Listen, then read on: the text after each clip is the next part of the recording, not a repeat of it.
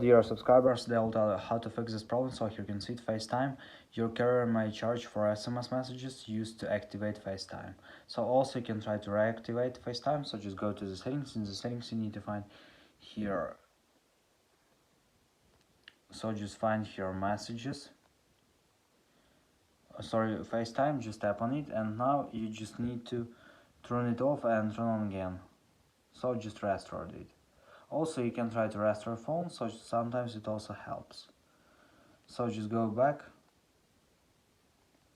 just go to the settings. In the settings you need to find general, just scroll down, just tap on shutdown, slide to power off, wait for a second, and just power on your phone again. So just simple restore phone. And the latest option you can try to update your phone. So just go to the general. In the general you just need to open software update, and if you see the available update, just tap on download and install and wait until it will successfully install latest updates for your iPhone. So thanks for watching, have a nice day, subscribe to our channel, click on my